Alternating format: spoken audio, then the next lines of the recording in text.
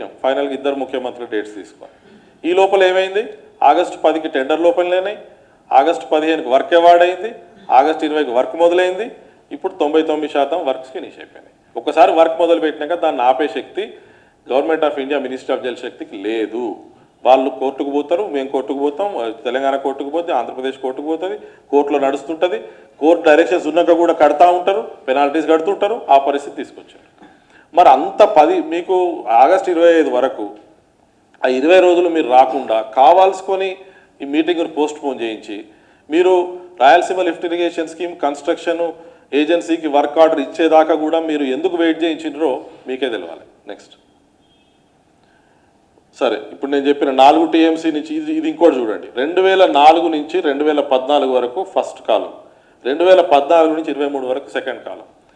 అంతకుముందు 2004 నుంచి 14 వరకు కాంగ్రెస్ ప్రభుత్వంలో 4 టీఎంసీలు నీళ్లు అన్యాయంగా ఇల్లీగల్గా పోతిరెడ్డిపాడు నుంచి శ్రీశైలం బొక్కబెట్టి తీసుకపోతే గత 10 ఏళ్లలో బీఆర్ఎస్ గవర్నమెంట్ ఉన్నప్పుడు 4 టీఎంసీ పర్ డే చోరీ కాస్త 10 టీఎంసీ పర్ డే అయింది.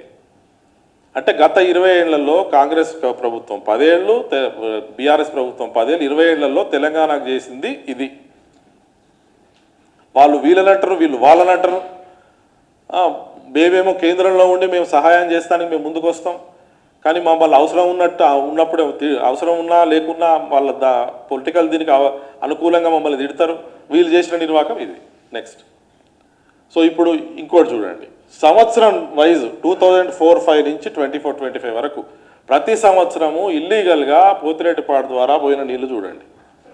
727 టీఎంసీ నీళ్లు కాంగ్రెస్ ప్రభుత్వంలో పోతే 907 నీళ్లు పోతిరెడ్డిపాడు ద్వారా బీఆర్ఎస్ ప్రభుత్వంలో పోయినాయి.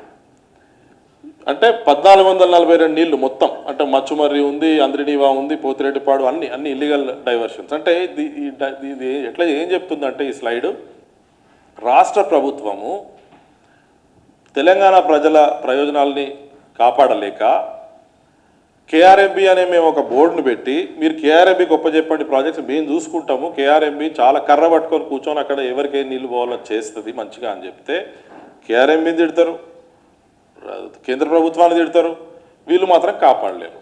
నెక్స్ట్ ఇది కేఆర్ఎంబి నోటిఫికేషను 2021 జూలైలో ఇచ్చినాం, 15 జూలై. నెక్స్ట్ ఎందుకు చూపెట్టినాదనంటే ఇప్పుడు పాలమూరు రంగారెడ్డి దానికి వద్దాం. Last 3-4 slides.